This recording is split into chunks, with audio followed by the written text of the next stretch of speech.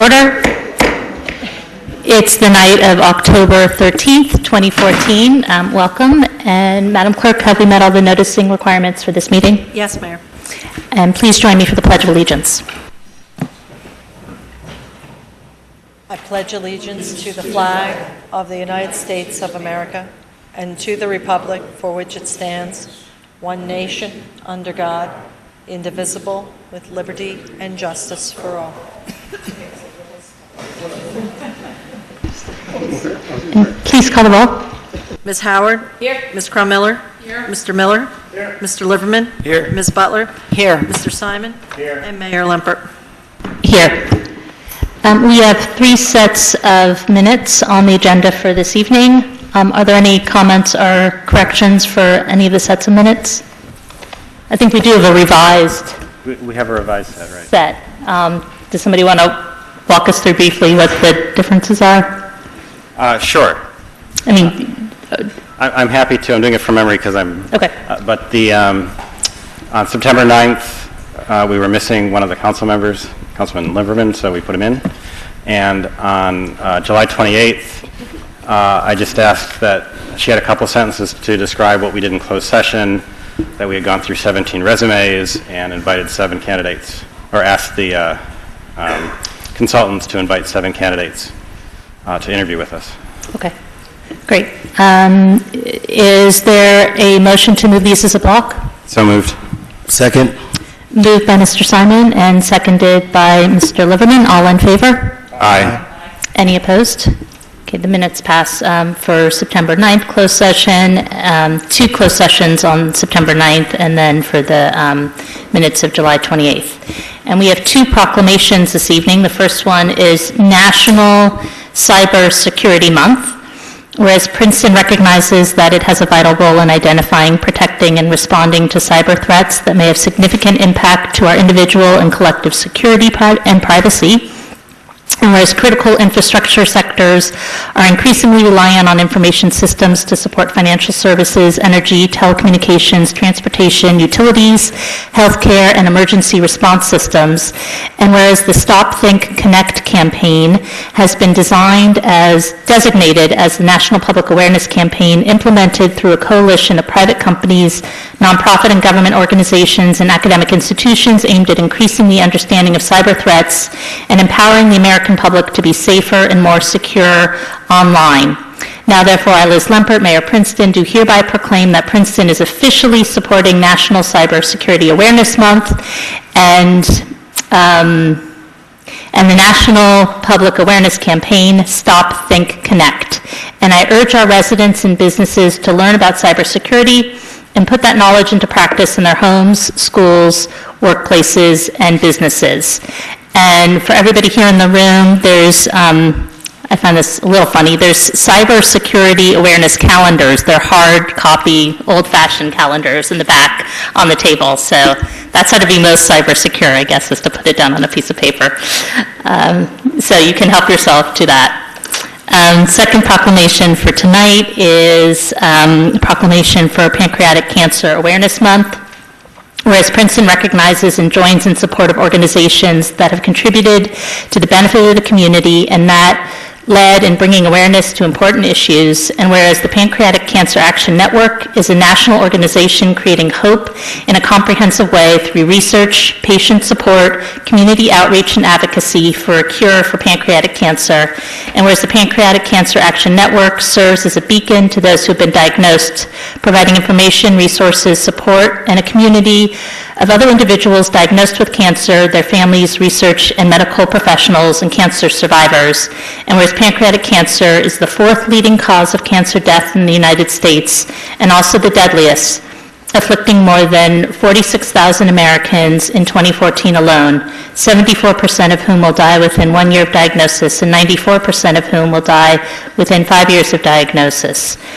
Whereas the need for continued and persistent research is urgent, with intentions to improve treatment options, educate on early diagnosis, establish risk factors, and generally increase awareness among our community on how to support individuals and their families who are diagnosed with pancreatic cancer. Now therefore, I, Liz Lempert, Mayor Princeton, County of Mercer, State of New Jersey, do hereby recognize the month of November 2014 as Pancreatic Cancer Awareness Month to bring much needed attention to this disease, increase knowledge within our communities, and hopefully come closer to one day finding a cure. And with that, I'd like to open up the meeting to comments from the public, and this is for items that are not already on tonight's agenda. Is there anybody? Okay.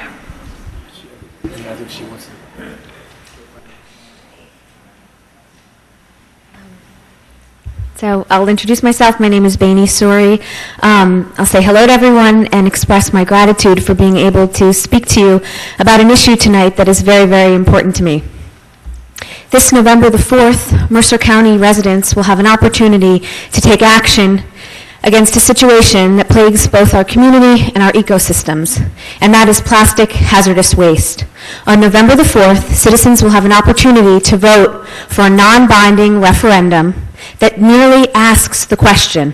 And one of the reasons that I came down here tonight is that I'm very concerned that people don't understand the issue and they don't understand what the question is. We are not making a decision about exactly how we're going to deal with the plastic bag issue or bags that we currently use for in a single-use process. We're just opening the door to be able to ask that question.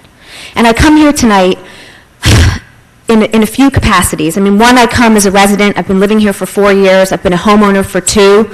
I come as the mother of a young child that goes to school in this community and lives here in the great state of New Jersey. But I really come first and foremost as just a general mother. And I'm curious to ask how many people on the council have children? Okay. Let me ask another question. How many people on the council have or have had a mother? Well, then we have a little something in common, and that's really what this referendum is about. Our environment is being plagued by plastic. It's finding its ways into the rivers, into the streams, into our soil, and we, as residents of this planet, have a very strong connection to the planet. We are inextricably interwoven into this planet. We get our food from the soil, we breathe our air from the atmosphere, we drink our water from the oceans. And I'm here to tell you that the plastic situation has risen to such a level that it is indeed a crisis. And I'm here today to ask the council to get educated about this issue, to look at the facts and see that plastic bags, single-use bags for that matter, are really an easy behavioral change that would enable us to make a difference in the environment and the future. And I also ask the council to remember that there are many different ways to think about the way that we live upon this earth and how we tread here. But we did not inherit this earth from our ancestors to do with as we please. As a mother, I am here to tell you that we are borrowing this planet from future generations. And I am here tonight to ask you to get on the phone and call the people that support you. As we learned a few weeks ago, I know you care deeply and viscerally about the town of Princeton. You certainly are not in it for the money. I know you care about this town because you're here tonight, and you're in a position where you have an opportunity to actually influence people. And I think if you can come out on the bag referendum, if you can take a stand and sort of say, yes, as a town, we respect sustainability, we respect the right to look at what's happening in the planet, we want to open this question up and just have a larger discussion. I think that's the most important thing that I want to stress about tonight. We don't have to make every decision. We're not here to say we have all of the answers. We're just asking the people of Mercer County to vote yes on this non-binding bag referendum. Let's just open the door to the discussion. So I hope that you'll vote yes. On Saturday, there'll be an event called Soapbox Saturday. There'll be an opportunity for residents, anyone, to come and speak on either side of the issue, just to stand up on a soapbox for 2 minutes and say what you will. And again, I really, really, really appreciate your time tonight, and I hope that you will get out behind this. Thank you. Thanks. Thanks for coming, and I want to comment that the Board of Health voted to endorse. Correct, the Board of Health, the PEC, Sustainable Princeton. I did hear back from you and from Joe Butler and from Liz Lempert, so which I very much appreciate a response. Yeah. But I think if people know where people stand on this, and again, it's really important to stress, it's just asking a question. You know, even if you're not 100% sure that you want there to be a 5-cent fee and you want it to be just on plastic or on paper, what the beautiful thing about this referendum is that it's non-binding. It just opens the door. You know, it's just a first step in what is a very good and important action for our community. So thank you for all you're doing to advocate for this, and really there has been interest on the various boards and commissions, and of course, hopefully now there's some momentum based on the California vote to phase out plastic bags, so thank you. But I did want to make sure all our colleagues in the public knew that the Board of Health and the Environmental Commission and Sustainable Princeton had all taken positions. Thank you for mentioning that. Thank Amy, you. do you want to say quickly where your soapbox derby is? Sure. It's Soapbox Saturday. It's going to be in Heinz Plaza. It starts at 11 a.m., and each speaker is afforded 2 minutes to come up on the podium and say whatever they wish. So please invite people, and it would be wonderful to have some of you there to actually speak for 2 minutes. Thanks. Thank you. And just to follow up on that, the deadline to register to vote in time for the November election is tomorrow. So you can help Point. spread that word, too. Okay, we'll spread that word, too. Thank you very much. First things first. I just wanted to say, I'm sorry I didn't get back to you, but of course I'm very supportive of this ordinance. I really, really have always wanted a plastic bag and paper bag, some kind of incentive for people not to use them, and I think it's great to ask for a charge for them. It seems very reasonable. But I was just wanted to ask Heather, I'm just curious, what are the health implications? Well, from the Board of Health's perspective, it was what happens to these plastic bags when they end up in the ocean, they end up in the ocean and they get caught up and end up killing fish, and they end up in landfills, which we are rapidly running out of enough place for all the trash we're producing, and I know we're going to hear later about all the efforts we're doing to reduce our waste, but in the process of making them, it takes a lot of resources and energy, and there's waste byproducts in making them. So for many reasons, the Board of Health felt that this was consistent with the mission of protecting the health. They also undermine, they make it difficult. You have to come to the mic so everybody can hear you. Sorry. They make it very difficult for recyclers. They actually impede the equipment, and they have to stop every so often and remove the bags. They actually are also a menace to composters. They have to be screened out. You have to keep removing the plastic, and it costs more time and money. So there's really not a huge benefit to the bags. At least they cause a lot more destruction, I think, from a health perspective. And with respect to the issue of, I think there are questions sometimes around reusable bags, but most good quality bags, certainly cloth bags, can be washed. I think any of those kinds of health concerns that people sometimes raise about reusable bags can be put to rest, because before these bags came around, that's what everybody used, and there weren't big epidemics of any kind. So I think we're safe. Thank you. I'm glad you mentioned composting, because those of us that are composting are using plastic bags that are biodegradable. And they're a different kind of animal from what you're talking about. Yep. Mr. Hirsch? Good evening, Mayor. I hadn't planned on speaking, but I'm following up on the question about the health hazards. When the fish eat the plastics, and we eat the fish, since we are at the top of the food chain, it has been shown that endocrine disruption in women is a consequence. The outcome of that is sexual alteration in the genes of an unborn child. And we should be aware that this isn't something that happens only to trees, only to landfill, only to people who are getting their arms caught in the machinery, but it's something that is happening to human bodies. I have one question, since everybody else has come aboard in a way, Board of Public Health, Sustainable Princeton, PEC. This is really a procedural question. Can Princeton Council itself vote to endorse a yes vote on this non-binding referendum? I think we can do it as a resolution. We can't do it tonight because it's not on the agenda, but if it's something that council's interested in, we can certainly put it in for the next meeting, and that would still be before the November vote. That would be wonderful. And then that would possibly be published as a very brief notice in Town Topics. Yeah, I'll contact Lainey to work with something to Thank you so much. Together. Yep. Bye-bye. Thank you. Ms. Landis?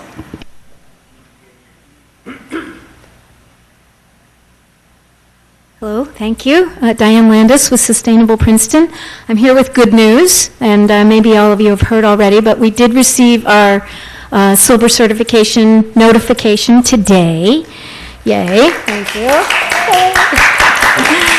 A lot of hard work from the staff of Sustainable Princeton, specifically to coordinate and document all the good work of the town staff.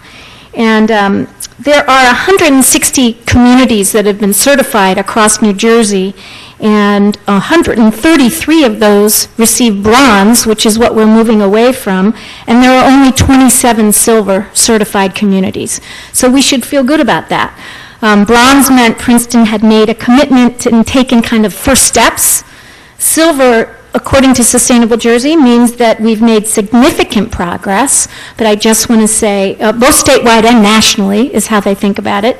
However, Woodbridge has 800 points, and we have 420, so there are obviously communities that are still moving very quickly ahead.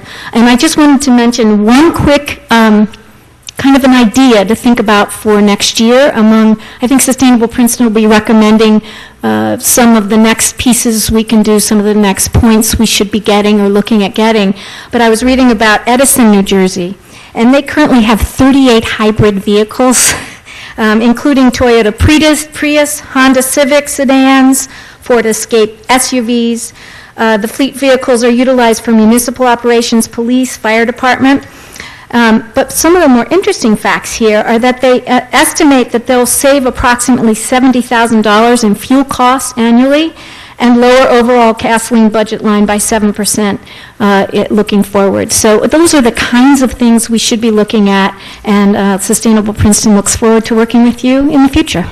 Thanks. I just have a question. Actually, thank you, and thank you for all of your work and Sustainable Princeton's work and helping to get us there.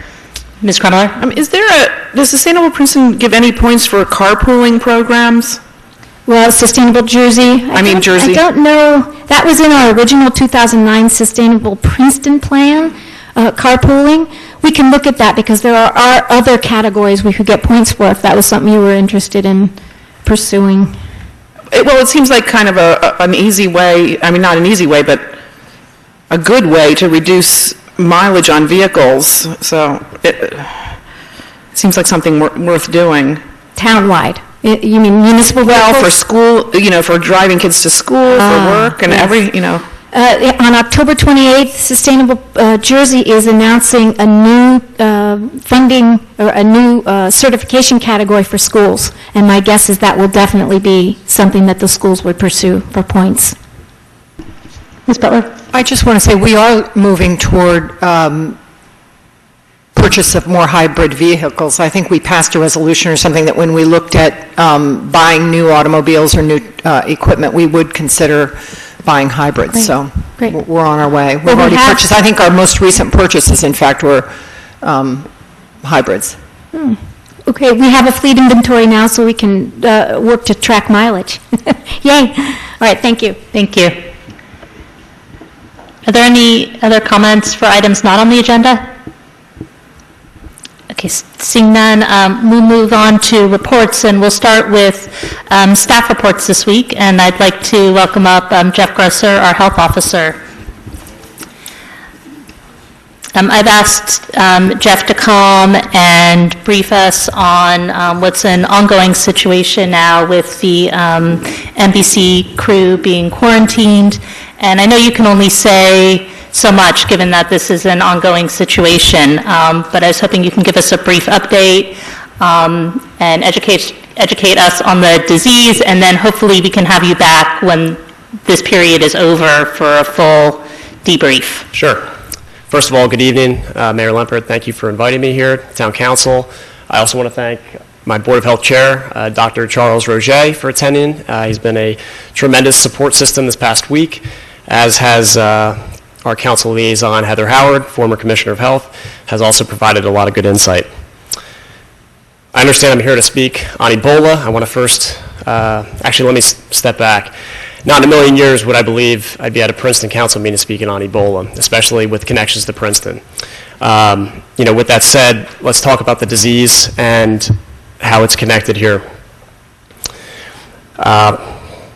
In terms of Ebola, it's technically considered a Western African disease, something that we've seen. It originated near the Ebola River, which was the former, or now the Democratic Republic of Congo in 1976.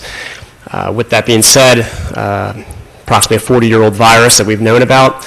We're presently in the largest outbreak in human history, okay?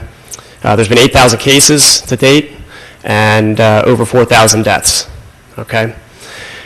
In terms of the United States impact, it's relatively new. We're talking approximately 1 month since its first step foot in terms of an unprecedented outbreak. It can cause disease in humans and non-human primates. It's thought to be something that can also be transmitted in dogs. However, that hasn't been proven yet, and that's why the dog that's in Spain that was owned by the one nurse is being saved right now. Outbreaks have occurred sporadically only in Africa, and there's still much to be learned about the origin of the virus as a natural reservoir. However, it's thought to believe that it come from fruit bats. Ebola is spread through direct contact with the blood or body fluids of an infected symptomatic person. It can also be spread through exposure to objects, such as needles, that have been contaminated with infected secretions. Ebola is not transmitted through the air, food, or water, though it is speculated to have the potential to mutate and be spread through the air. However, that's not the case yet. Obviously, that's why we're concerned with stopping the spread of the disease. Every time that the disease spreads, it has the opportunity to mutate, so that's something that we're also keeping mindful of. Symptoms of Ebola include fever, headache, joint and muscle aches, weakness, diarrhea, vomiting, stomach pain, and lack of appetite, which makes it very difficult to diagnose somebody on symptoms alone because, let's be honest, on any given day, one of us can be suffering from those symptoms. Unfortunately, the virus, with it now being in the United States, now has Princeton ties. This connection was created when an NBC crew was flown back to the United States, and they determined that they were going to self-quarantine in Princeton. The NBC crew made an agreement with the New Jersey Department of Health and the Princeton Health Department to voluntarily self-confine themselves for the remainder of the 21-day incubation period. This incubation period is in response to their exposure to Ashuko Makpu, who is the cameraman who is now in the Nebraska Medical Center, who now seems as if he's taking a turn for the better and will likely be okay. This incubation period followed a low-risk exposure, specifically on October 1st. The NBC crew violated this agreement with the Department of Health and the Princeton Health Department, which resulted in a mandatory quarantine order to ensure the crew will remain confined until 11:59 p.m. on October 22nd. The NBC crew remained symptom-free, so there was no reason of concern of exposure to the community. And this was also communicated with our neighboring town and their health officer regarding the recent incident that just occurred. The Princeton Health Department will continue to monitor the NBC crew for symptoms and temperatures. We do this twice daily. We have a public health nurse who takes their vitals every single morning, every single afternoon or evening. All right, she's been instrumental in the monitoring process. The Princeton Police Department has also been tasked with increased surveillance of the quarantine area, and I have to thank Chief Nick Sutter for that. And I also want to thank the Princeton First Aid and Rescue Squad, who has worked with us to prepare an isolation plan in the event that it comes to that. And that process has been in place for well over a month, almost 2 months now. I want to thank everyone else for the support during this time. I'll do my best to answer some questions, and the floor is yours. Ms. Hart? Okay. Thanks, Jeff. I think you're, 6 months on the job, or? 6 months last week. Yeah, 6 months last week. As the mayor said when she opened it up, this is an ongoing situation, so you're not able to say as much as everyone might like, because there are privacy and HIPAA concerns. So one thought is that we ought to put a pin in the idea of having you come back and doing an after-action analysis when we've got some breathing room and you can reflect on lessons learned. Would you be willing to do that? I'd very much be open to that. But again, any questions that come up, I'd be happy to answer in terms of just trying to ease the concerns of the residents. Well, that's what it seems like. What we do want to emphasize is what we do know is that, and I think, and you've stressed, there's no risk to the community. You've said that, and our State Commissioner of Health has said that. We also do know that you've been working around the clock, coordinating and collaborating with epidemiologists at the State Department of Health and experts at the Centers for Disease Control. So I'd be interested if you could reflect on how that collaboration's going. And then a second question, which is, do you have everything you need? I know that when we've approved in the past our contract for the public health nurse, it's a part-time, very part-time job. So do you, the nurse's contract. So if you could talk about that. I'll answer the first question regarding our relationship with the Commissioner of Health, New Jersey Department of Health, and the Centers for Disease Control.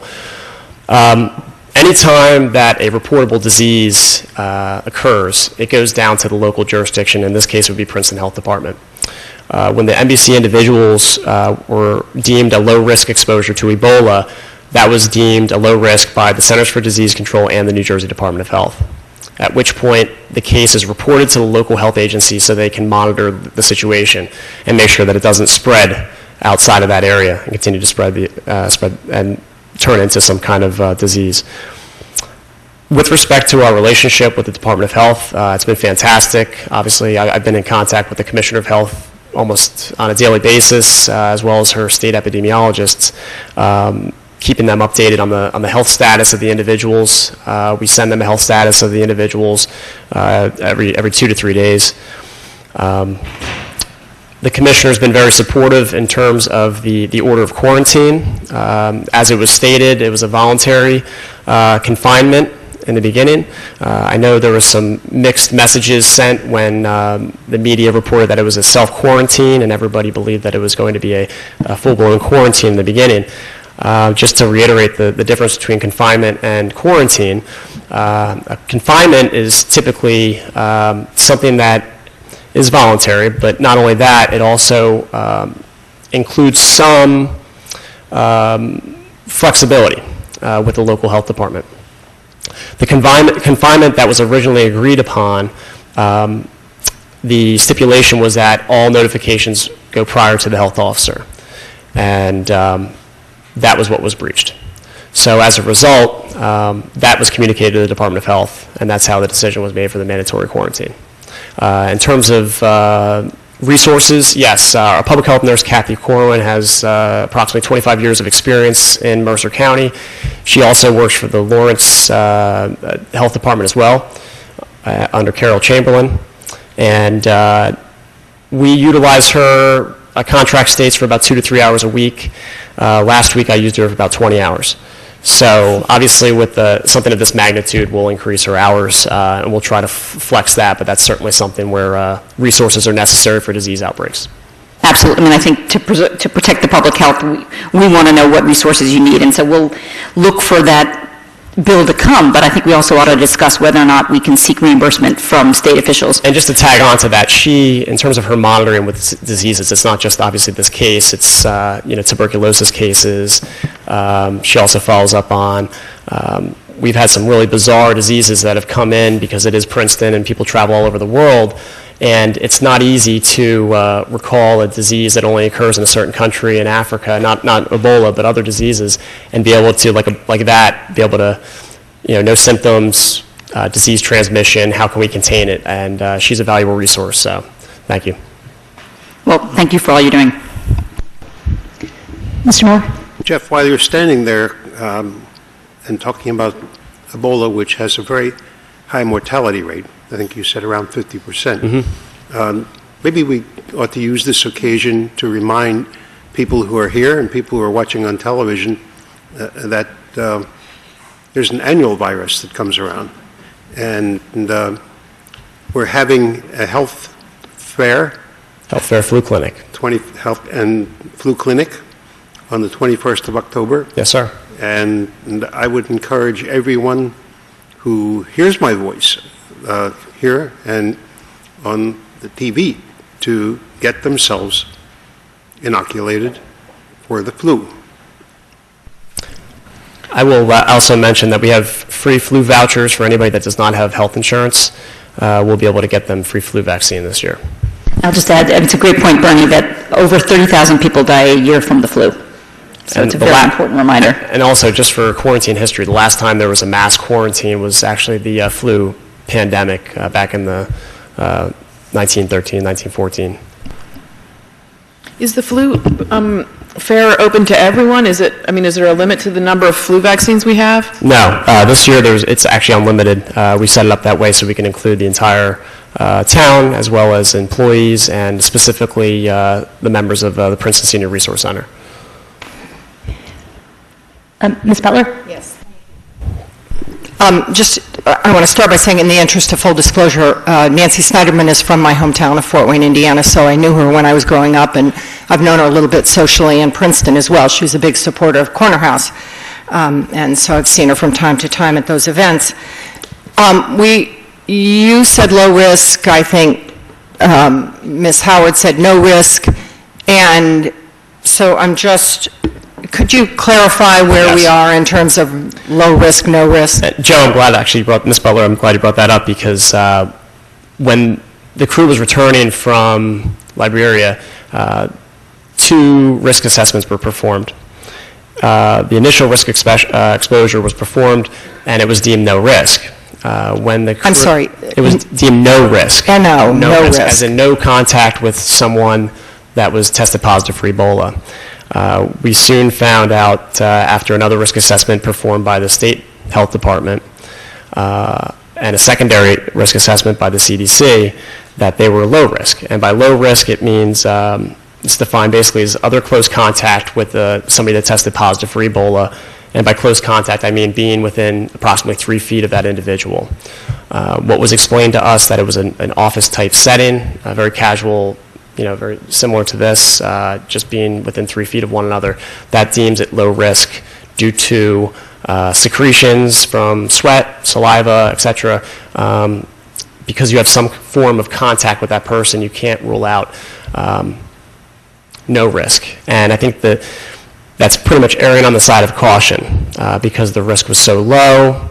The fact that you couldn't confirm it and say it was zero risk and that they can go ahead and be on their way, it's just erring on the side of caution to make sure that it doesn't get out of control. I think if we look similarly to the United States right now in Dallas, Texas, they're dealing with that same thing where they're trying to determine who had risk and what kind of risk. And by that, you kind of scheme your monitoring based upon their exposure. So with a low risk exposure, it's very typical to do the temperature assessments, the symptom assessments by a public health nurse with the expectation that they're going to get through the incubation period without coming down with the disease, but there is that chance, and you never want to take that chance with a disease that has a fatality rate of over 50%.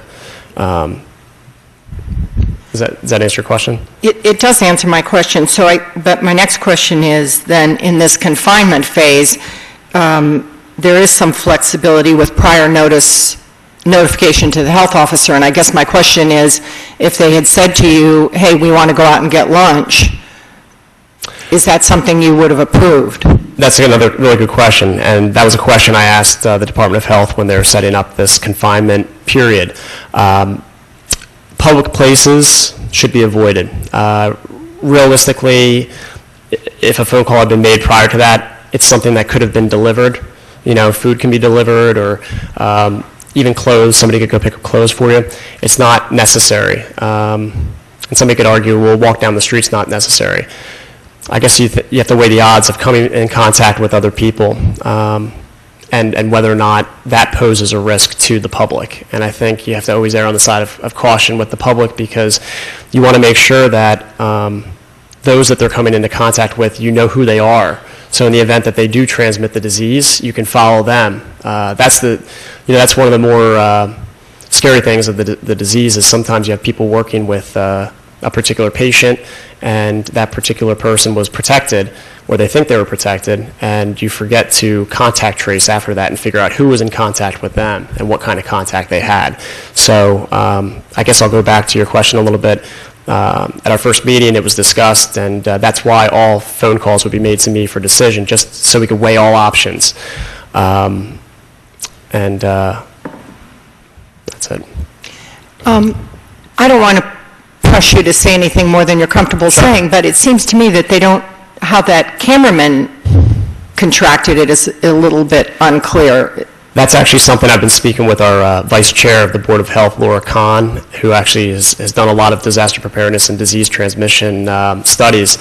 And her first concern to me was, well, how did the cameraman contract the disease? And I guess the last thing that I had heard was that he was assisting a transport vehicle that was transporting bodies that had been perished from the disease. He was, I guess, washing the vehicle. And at that point, it's if you get the blood into an abrasion or cut, you can transmit the disease. Well, okay, so... That's what, at least the last study. Right, I think that's what I heard as well. But can it remain on hard surfaces? It depends on the temperature, and it depends if it's in a liquid state or if it's a dried state. If it's dried out, maybe 3 to 4 hours. If it's liquid, it can continue to stay alive as long as it's room temperature for as long as it stays wet. That's why another concern with the Dallas case was were the bed sheets. Any of the bed sheets that remain soaked would actually be hazardous waste and wouldn't be able to be transported properly. And just by the way, I think they put that dog down. Did they? Yeah. Yeah, last time I saw it, that they were trying to save it. Yeah. So, no, the dog has been put down. Are you done? Finished. I just want to say, if I may, Mayor, thank you, Jeff. You've done a great job. I think, to be honest with you, I'm more afraid of ISIS moving closer to Baghdad tonight than I am about the Ebola in Princeton. I know it's a tragedy, but we're light years, thank God, ahead of so many other places, and just the information and the intelligence that we've had dealing with this is overwhelming. But I really want to thank you and the health department for doing such a great job. On that note, are you in touch with the Princeton Hospital and they're with all this? University Medical Center? Yes, University Medical Center.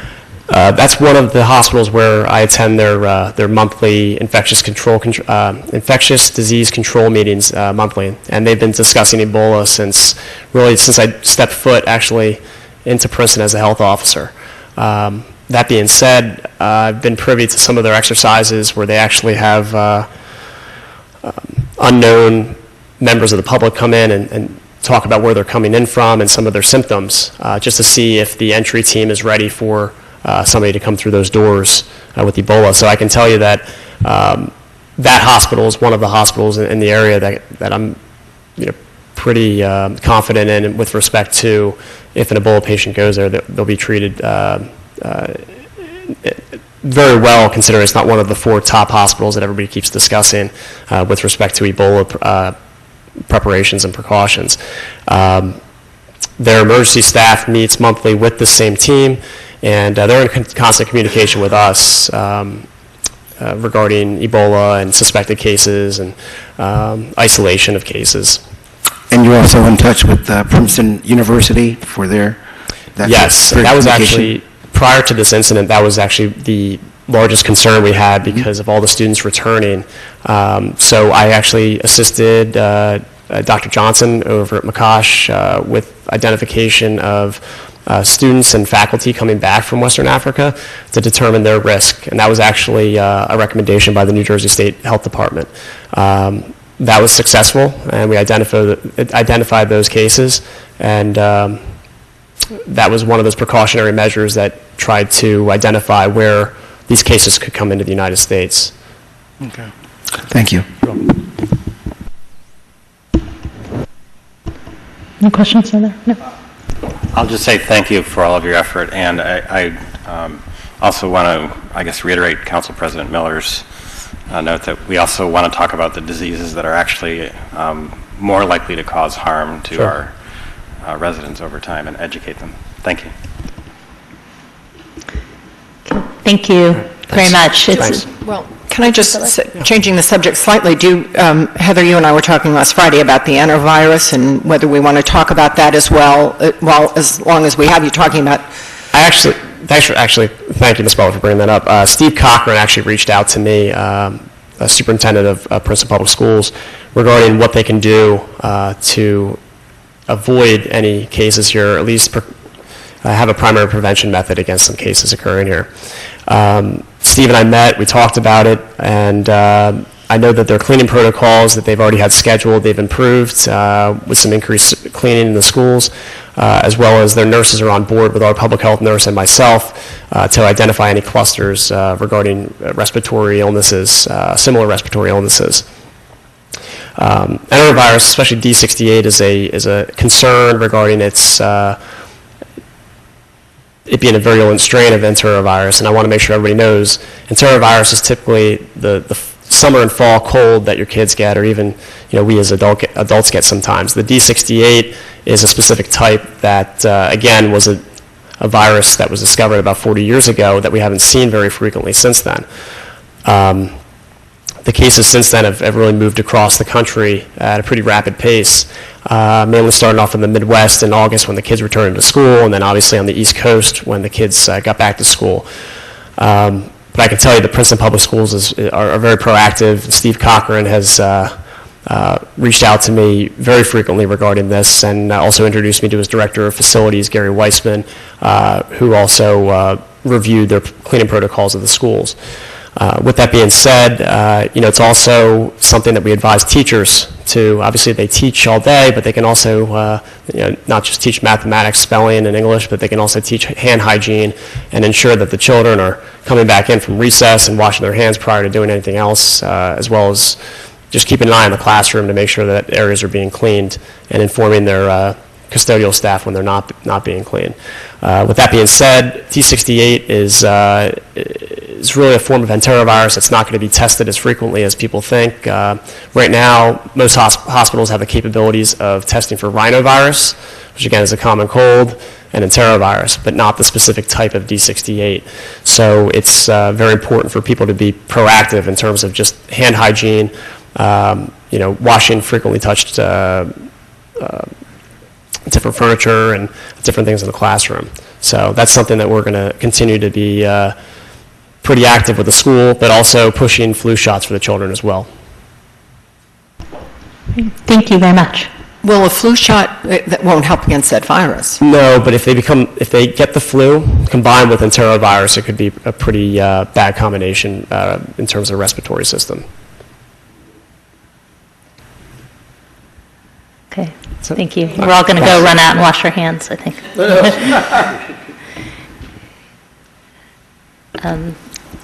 right. Yeah, thank you, and thank you for the great job you're doing. It feels like you were just here introducing yourself to us, so hopefully it'll be smoother sailing from now on in, but thank you very much. Our next staff report this evening is from Bob Huff on our status with the trash contract.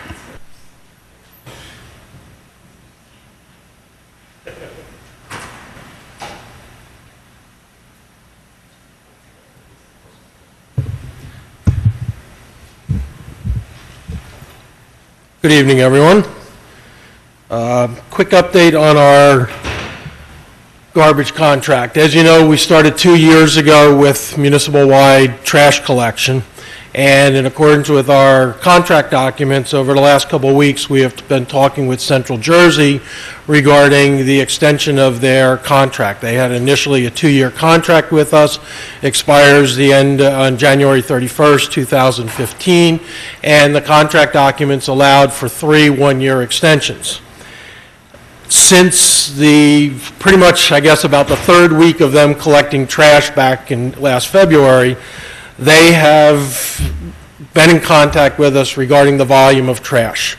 The contract documents anticipated somewheres around 650 tons of trash a month, and currently we are averaging around 421 tons.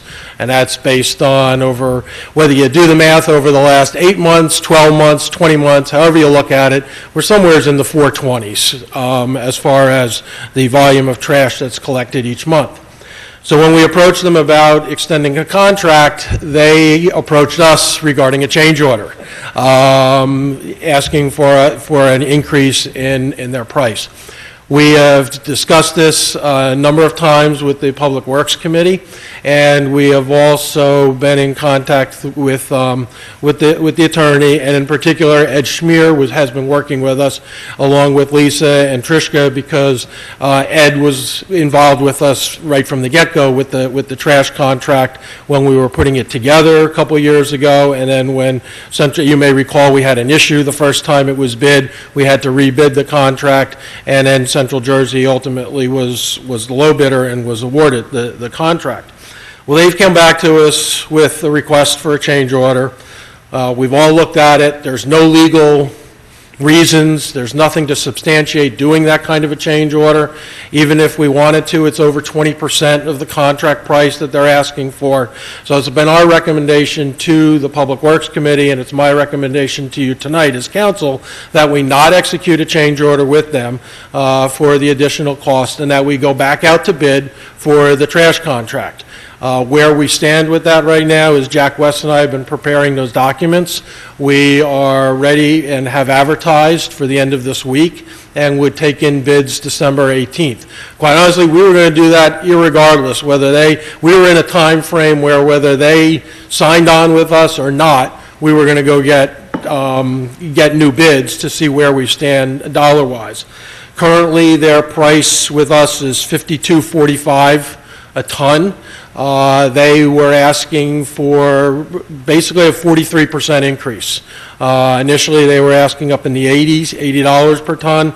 Then they came down into the low 70s, and the bottom line is it's our recommendation. We not negotiate with them. We go out, we get new bids, we have time under this time frame. We have worked with the documents so that we're can pare them down compared to what we went out with 2+ years ago, and then we'll bring in new bids in December and come to you hopefully with it may be the same vendor, a new vendor, and with a recommendation to award and proceed from there. The new contract would be for a 2-year time period. So that's the first phase of it. I also want to briefly talk about the organic program, but we've had a lot of correspondence back and forth with them over the last week or so, and their most recent being the end of last week, and they have made it clear to us that they will not extend the contract at the current price for the 3rd year, and we've made it clear to them that we're not interested in their method of a change order. So business decision on their part, they're entitled to it, and that's the direction we should take. I'm sorry, was that organic that you were just No, I'm going to get to the organics in a second. But I just want to see if there's any questions on the trash. That's why I wanted to clarify, because I thought you had already moved. Okay, so just to expand just a little bit on what Mr. Hoff has told us,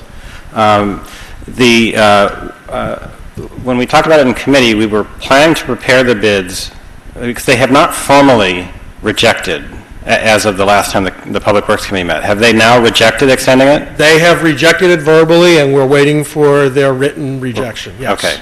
So we're preparing the bids contingent on whether they, in fact, reject. If they proceed, the bid will have language that allows us to essentially cancel the bid. Yes. Right. So that's one thing. The second thing, just so people know the dollars that we're talking about. Mr. Hoff mentioned the per ton price. We tend to worry more about the net budget price, right? So the $52.45, Jack West actually worked out these numbers for us. At $52.45 per ton, they were asking for $74.95, which would roughly break them with where they thought they were going to come in. The net to our budget would be a little bit over $113,000 if they were to get that. We obviously don't know for sure what any of the bidders will bid, but just to give you a ballpark of the range we're talking about in terms of hit to the budget, it's probably guessing somewhere between 0 and that number. Mr. Lerman? Yeah, I was just wondering, how much have we saved? I know that our tonnage is less than we thought, and when we go out with the new bid, it'll be with a much reduced low tonnage usage? On a monthly basis, we were budgeting, when we first started, we were budgeting for round numbers, 115,000 per month, and Currently, our actual costs the last couple months have been around between 80 and 85,000. And Mr. Hoff, is that the total budget, or is that just the hauling budget? That was the total budget. Okay, so that is the hauling plus the tipping fee. Fees. And the tipping fee is not at risk here. It's only the hauling part that's at risk. The tipping fee actually over the course of the last 2 years has gone down a couple bucks. Mr. Moore? Does Central New Jersey provide the hauling service, trash hauling service only to Princeton, or they also serve other Mercer County municipalities? They currently, throughout New Jersey, have over 20 municipal contracts. They have a number of other ones in Mercer County. I don't know the exact number. I'm going to say probably like 4 or 5 others. And how does our price compare with experience elsewhere? Our price was very good, but I think they'll get themselves back. They want it, Princeton, and I think their price will get them back in line with the other municipalities that they have in Mercer County. So our price per ton is lower than other municipalities in Mercer Right now it is, yes. Mm-hmm. Are any other municipalities rebidding their contracts? As they come up, a lot of them seem to be sticking to their 2 or 3 years and rebidding them, that I'm aware of. I guess I'll follow that one more question. That is, if any other municipalities are rebidding their contracts at this time, might there be any advantage to us joining with another municipality in the rebid of the contract? Jack and I have talked a little bit about that. From a professional and a staff position, I'm not sure we want to get into being tied in with another municipality as far as then who are they going to go to first on a given day, how are they going to work their schedules. At this point, we'd rather stay away from that. I will tell you, from an organic standpoint, feel a little bit differently about that as we get into the future, but from a trash standpoint, we want to know that they have our contract, that they're honoring us, we're not relying on them getting in or out of another community with the same truck. Plus, we want our trash to be separate from a tonnage standpoint, from when it's weighed. We don't want to worry about it being polluted, so to speak, from another community. We want to know they're coming in with empty trucks and leaving with our garbage, and that we're only paying for our garbage. Ms. Crummell? Yeah. I mean, I must be wrong about this, but I thought that the contract that we negotiated in the initial, the initial contract, I thought it gave us the ability to renew, but they are allowed to back out this year? Gives us the ability to renew, which we've made the offer to them. It also gives them the option. They have the option to decline our offer. They also have the option at any point to give us due notice to actually leave our contract. Ms. Butler? Is there a best theory as to why our tonnage is so much less than anticipated? And I guess what I'm wondering is if it is because people in the township are continuing to use private haulers, but, perhaps as homes turn over, people will get on our system.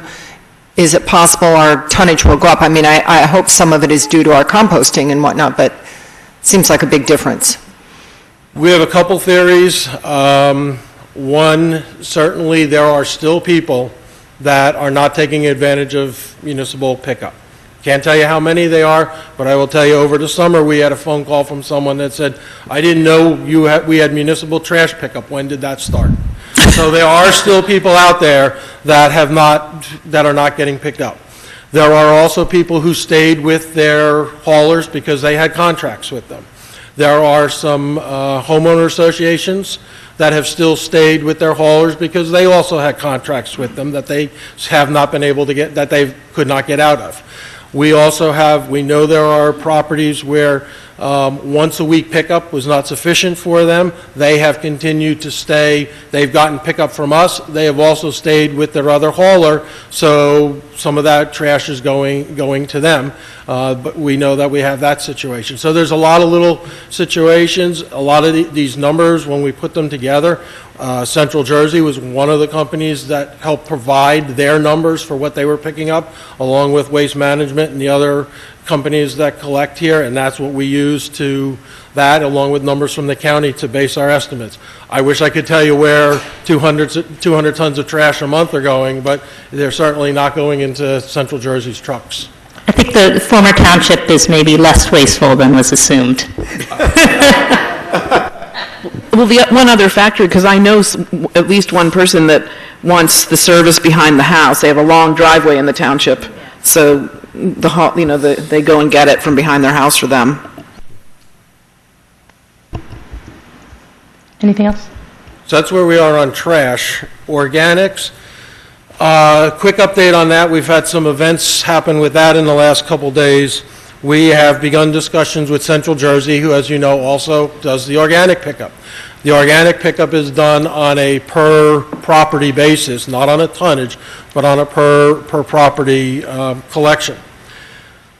We are at the end, nearing the end of a 2-year cycle with them on that also, with the ability to renew for 3 one-year terms.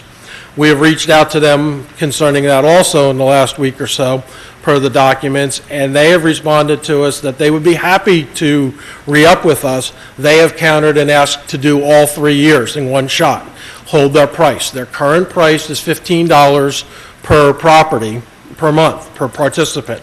Their bid that they gave us for all 5 years was at $15. So there's no increase, there wasn't any increase the first 2 years, there's no increase the next 3 years. But they have come to us and said, again, countered with, okay, we're good for re-upping, we would like to re-up for all 3 years at this time instead of 1 year and 1 year and 1 year. We are looking at that as from a numbers standpoint, what to make as far as a recommendation to you on that. They just came back to us with that last Thursday, Friday. They began that discussion. There's probably some positives of that, having that number hooked in at this point, but I guess there's also negatives. Should anything ever happen in the county, we're still tied to Central Jersey. So we're evaluating that before we make a recommendation. We sort of knew they were going to come to us with that, but it's sort of compounded in the last few days because the facility in which they were taking the organic material to, there is an issue with regard to them being currently closed. So I believe what Central Jersey is looking at with us is trying to get a 3-year commitment so that they can go to another receiving facility and say, look, I have a 3-year commitment from Princeton to pick up their organics. Can I make a 3-year deal with you people or a multi-year deal in order to continue bringing the organics? That's what we believe is currently happening. And again, we have legal staff thinking and working with us as far as what to do on that contract. And can you talk about the timing of that? When would a decision need to be made to get back to them on the composting piece of this? We are going to be back to you by the next council meeting, and we'll have to make a decision because we'll have to go back out to bid on that also. However, with regard to that particular item and talking with them, they seem to be much more amiable as far as doing some extensions onto that contract if we were to go out to bid, to work some sort of a change order to, do a few extra months, 3 months, 6 months at that rate if we were to go out. So the conversation is very pleasant. Both conversations, quite honestly, have been very workable, and I think they're much more willing to work with us on the organic end of it than on the trash end. Okay. Ms. Butler? When you say the facility is closed forever, full, what does that mean? My understanding is that there is an odor issue. There's a what? Odor issue. And as a result, the last I heard last week is that Waste Management, who has a major stake in that plant, in that operation, is looking at discontinuing the operation. Also, you went to great lengths to explain our contract is at $15 per property. Are they suggesting a change in a per property? No, they want to honor. It's just that they're going to up the $15. They want to honor the $15. They want to stick with the $15 per property. Instead of doing 3 one-year extensions. Oh, that's the only change. They just want to, they want to sign up for the next 3 years in one shot. Okay. So from their perspective, they want to lock us in. Yes, they Right. do. So seems like we ought to get something for that. And I mean, I guess they'll argue it's a constancy in the price, but Well, we had the same price. We could do, if we went the other way and just did 1 year, 1 year, 1 year, still going to be the same dollar Yeah. value. have you had, how are the service levels? We've noticed, and I've had other people comment to me that sometimes we get missed, we get forgotten. And have you had other complaints? Or, I mean, is it, are you telling them to ignore me, or are you? No. They could have got mine too. We've had some issues at times. It's usually related to, we had a strong problem, a large problem the end of August. Their drivers went on vacation, their regular drivers. As a result, we had a number of missed stops. When a driver is out ill, we end up with problems. We have talked to them about that. We've talked to them about how do they know what to go. You know, are they using maps? Are they using, what is it in the truck to guide them? We believe they have taken care of that, especially after the problem we had in August. I will tell you, since August, that we have had very few, if any, complaints of missed trash over the month of September. Now, tomorrow my phone will be ringing, but, it seems to have gotten better. But yes, we did have a bad run of it at the end of August with them. Okay. Mr. Simon? If the receiving facility is closed, then are they suspending pickups, or what are they doing with our organic? They currently have a deal with 2 other places where they are taking our organics. They are still honoring our contracts. I see. And so instead of, are all these facilities about the same distance? The one that I thought we were going to was in Delaware. Is that the one that They've told us the end of last week that they are taking some of the material to South Jersey and some of it to Pennsylvania. So the closer facilities than the one that they were One is, using? one isn't, by the time they get there. Okay. From what they have told us. But, it leaves here. It's their obligation to take care of it. And they're continuing to do that even though the primary facility is closed? Yep. Okay, thank you. Okay, so we'll have the discussion again at the next meeting about the compost issue. With the organics. One of the other things you will also have to discuss is your rate structure. If you are going to continue to charge the $65 per year for somebody to participate, or raise it or lower that price. And we'll have a presentation for you for the next meeting on that. Okay. Because as you know, everybody participates, $65 for a year is the participation rate fee. Okay. Thank you. These are just reports, so usually we don't have a full discussion unless it's... Well, when we have something on the agenda to make a decision on, or if it's super pressing and quick. Okay. Hi, Stephanie Chorney. I just wanted to know why the organics was billed per occupant versus tonnage. I can answer that, so save you the walk, that's the only bid we received. That we received one bid from one bidder. It was the only one, and it was deemed satisfactory. So we went with it.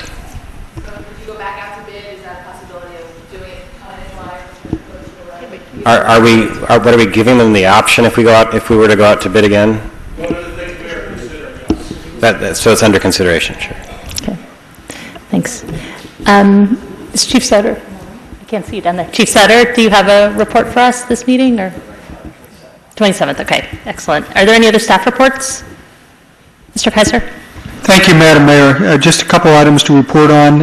As you're aware, the DPW garage demolition has been completed, and we're looking forward to having our environmental consultant on board so that we can clean up the site from the remaining contaminated soil that is located there. Secondly, Paul Robinson paving was completed today, and the striping is scheduled for tomorrow morning, weather permitting. Also, with regard to Edge Hill Road, the sanitary sewer work has been completed, and the New Jersey American will be installing the new water main on Edge Hill beginning on Thursday, and that will take approximately 3 weeks to complete. And lastly, there was a Mount Lucas Road neighborhood meeting that Mayor Lempert had chaired. Meeting went well, but we're looking at this next year repairing and reconstructing Mount Lucas Road as necessary from Cherry Hill Road to Stewart Road East. Can I ask a question about that? How long will the DPW cleanup take on the site over here? Once we have a contractor on board, I would imagine that wouldn't take any longer than 2 weeks. Oh, really? Okay. Also, can I just take this opportunity to thank you for being so responsive to the citizen complaints about Avalon Bay, concerns, I guess, about Avalon Bay. You've really done a yeoman's job of, at least all of the ones that I've passed along, you've been very good about getting back to people. I do appreciate that. I just wanted to second that, too. I know there have been a lot of noise complaints over at Avalon Bay, and I just got an email today thanking you for helping with that. But do you have a sense, I mean, is that going to be an ongoing issue with the noise, and have they been responsive in changing how they're doing their work? Avalon Bay has been responsive. They brought in sound walls and sound blankets with respect to the parking garage work, and also with regard to the demolition work. They are strategizing to keep certain buildings in place to protect neighbors from sound. Once they get into taking down most of the buildings and working with the larger buildings, so it's going to be much more difficult for them because those sound walls that are currently in place will no longer be there. Okay, thank you.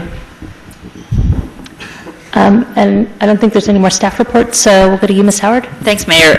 First of all, this weekend was the first ever Coffee with a Cop, and Chief Sutter, I want to thank you had 3 officers there, I think, and it was really neat. A lot of people came to Panera for Coffee with a Cop, and I hope you'll consider doing it again, maybe doing it in different places in town to make it accessible. I don't know if you want to comment. Also want to mention that the legal committee, Councilwoman Butler and I met, and we're this fall going to be stepping back and reviewing our legal fees for outside counsel, and with the view towards continuing to find ways to control those costs. And the good news is that our bills, the trend this year is lower than in the past year. So we hope, as we end out the year, that we'll be able to report that our bills were lower, something we continue to monitor. But as we're doing this process of reviewing our costs and looking ahead to set expectations for next year, we are soliciting feedback from members of the governing body, from the staff, and also wanted to open up to the public if folks have any feedback for us on our outside counsel and interactions with them, or in any capacity. We should feel free to reach out to Councilwoman Butler or me. And Joe, I'll let you jump in. Did I miss anything? That was the main. No, you didn't miss anything. We just have to remind our colleagues to respond. Thank you. In such a timely fashion, please. Yep. And then we'll have a formal report, if not in two weeks, probably at the next meeting. That's right. We just realized we hadn't publicly reported recently, and we actually hope to maybe even have a written report for the public later in the fall, but wanted you to know that this process is begun in earnest and that we welcome that feedback. Ms. Crowler? I just wanted to, the Ordinance Review Committee is going to be reviewing the Historic Preservation Ordinance this week, or is it next week? Anyway, and we're going to be bringing that to the council pretty soon. Is that on the agenda? I mean, do you have that on the list of agenda items? So we might have to have a special meeting for that.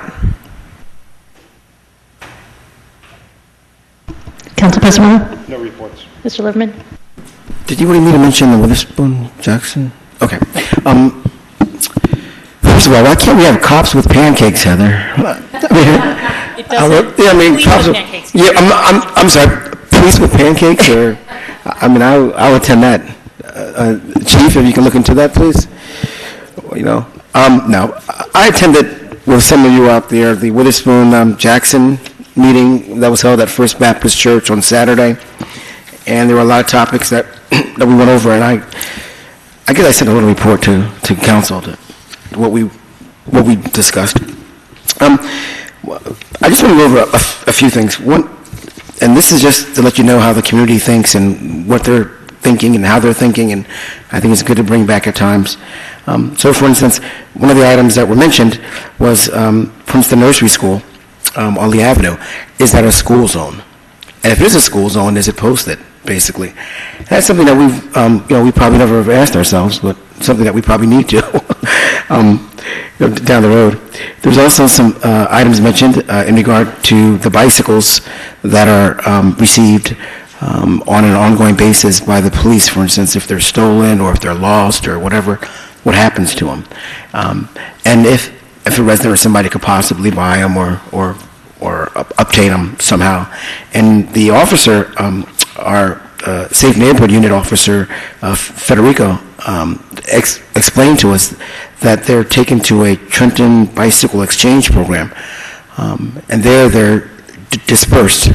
And there's a way that I guess that the PPA or somehow could possibly purchase those bicycles back. We have done that in the past. We do collect a huge amount of bicycles that we would just love to work out a system to get back to people in need, or however we could do that. We're totally supportive of it. Excellent, excellent. Then we heard a presentation by Kip Cherry in regard to the Witherspoon zone zoning, and I mentioned at the meeting, and everyone here, that the word was used rezoning, and that's something that we haven't used on council. We're looking at the Witherspoon area at the present time, so we're in basically a fact-finding mode in regard to the Witherspoon corridor. And then last, we went over the affordable housing, and Alvin McGowan from the Princeton Housing Board and Ed Trisselli from Princeton Community Housing were there to answer a ton of questions. And some of the questions dealt with Avalon Bay, basically who would be their administrative assistant or administrative agent in regard to affordable housing once Avalon Bay puts up their units, because there should be 56 units available under the affordable housing program. So I'm just bringing this up as a way. We look for neighborhoods to have meetings, to have community input, and council members will love to attend your meetings and and whatever we can do to help out, we're here to do that. Thank you. Thanks, Lance. Ms. Butler? Is that true? Did you want to say anything else? There's something else. Corner house? Anything? Corner House this year was having a fundraiser, and this year is different than other fundraisers. Where Corner House is actually asking for donations, and once the donations are received, then you can have Christmas cards, or not Christmas, holiday cards that will be sent out. So, for instance, let's say you sent in $150. I don't know. I'm just throwing the number out there. You can receive cards that says that you've made a donation. We're sending you this card on behalf of a donation that was made to Corner House Foundation. So it's something different this year. It's never been done before. We're hoping that it works. So look for it, I guess, in the mail, or we'll put it on the website and so forth. Thank you. Thank you. Ms. Butler? No report. Well, can I just say, we did recognize that November is Pancreatic Cancer Awareness Month, and October is Breast Cancer Awareness Month, and so I want to thank everybody for joining in and wearing their pink in honor of awareness of breast cancer. Thank you. Mr. Simon? Yeah, we already talked about Public Works, and we have Finance on the agenda, so I don't need to report on either of those, but on emergency management, I'd like to simply report that we did have a training course on emergency operations center operations, brought together, it was between 20 and 25 individuals from staff, from the council and the mayor, also from the community. We had representatives from the university and from the hospital as well. That was a FEMA-led course, just walking us through the hypothetical pulling together an emergency operations center for a hypothetical disaster, walking through the progress of it, and giving all the people there some sort of real insights into the kinds of problems that you have to deal with. And of course, our emergency management director is very familiar with this, as are the people who are old hands on this, but the rest of us, this was a bit of an eye-opening experience. This was a course. It was led by instructors from FEMA, and it's part one of essentially a two-part exercise. There will be an actual exercise, sort of a drill, if you will, coming up on Wednesday, November 12th. Same type of thing, but it'll be more of what do you call an exercise, walking through a similar type of issue. That's it. Great, thank you. I have a few reports for this evening. The first one is on Public Works Committee. We've been talking about all of the information that we have that's important to get out to residents, just a huge amount with Public Works in and of itself. And we've been, as a council, passing some new ordinances that impact residents. For example, the new shade tree ordinance. There's the new historic preservation ordinance that's coming down the pipeline. And that it would be useful now that we are starting to really settle into a new government to have maybe a guide to the town that we send out. And Jenny and I have had some just preliminary conversations about it.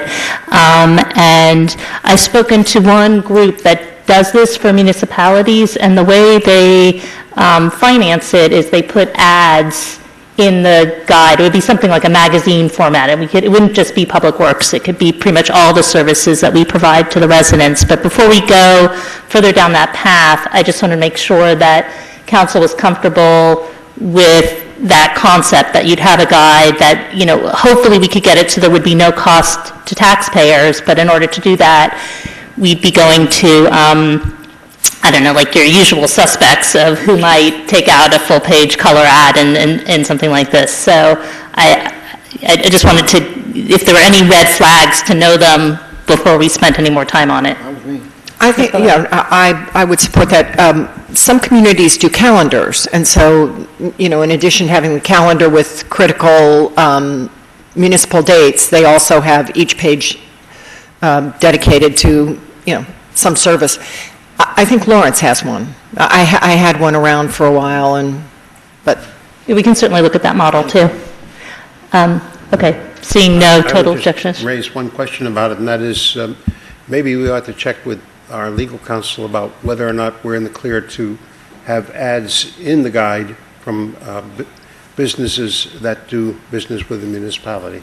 Okay, that's a good question. It would be, I think we'd be outsourcing the whole thing, so this company would be putting together this publication in a sense for us, but we'll make sure that we're in the clear.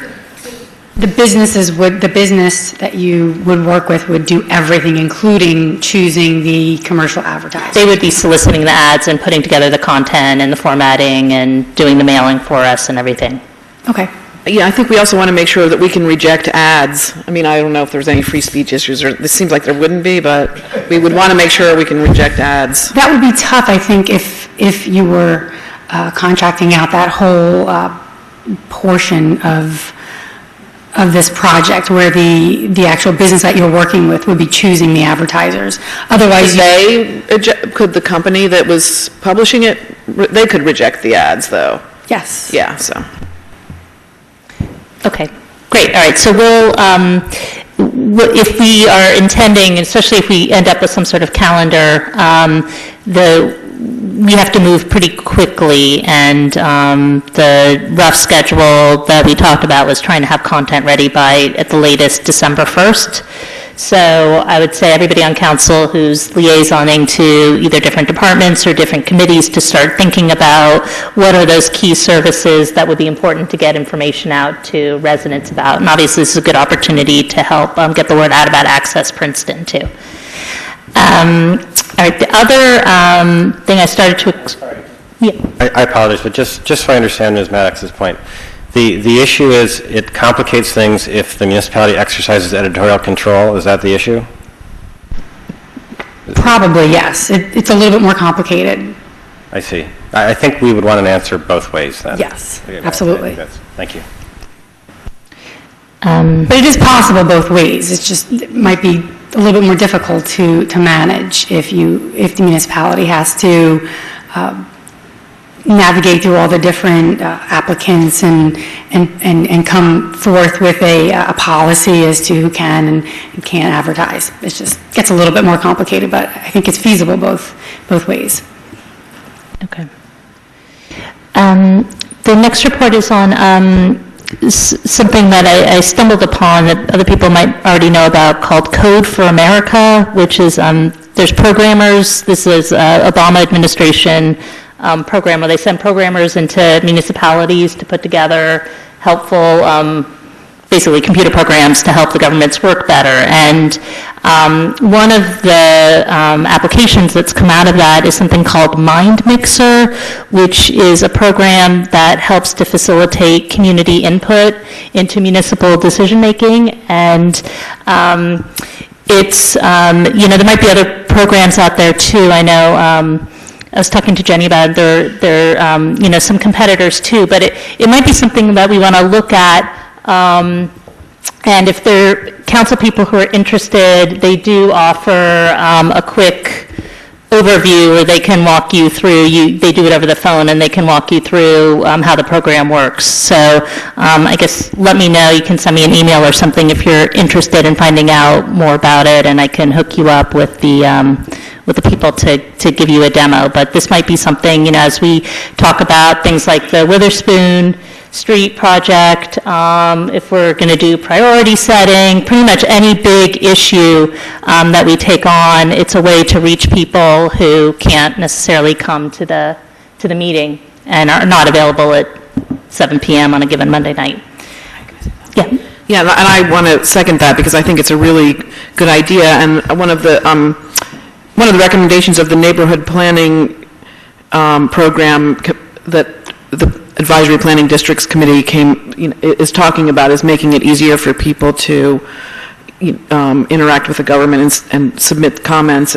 So I think I just think this is a really useful tool that we should jump on. And then I have a couple more reports still. One, I want to thank the police and Chief Sutter and the PTO at Johnson Park School for organizing a really great International Walk to School Day last week. And I know there was one at Community Park School as well. And this is something hopefully will get bigger and bigger. There was some nice press about it. And the kids really enjoyed it. I think they especially enjoyed getting to walk to school with the police officers, and I think the police enjoyed it too because it happened to be a really beautiful day, which helped. And hopefully there'll be another beautiful day this upcoming weekend on Sunday at 1 p.m. There's going to be a bike ride, a community bike ride sponsored by the PED bike group. It's called the Ride of the Falling Leaves. And it was really great. We had a really great turnout last year. It was really sweet. It starts at Community Park South and it winds through Mountain Lakes, and there's a stop up at the house there for cider. So it's great for families and it's great for grown-ups too. And it was pitched as a completely easy ride, but there is a hill, so I'll warn you that.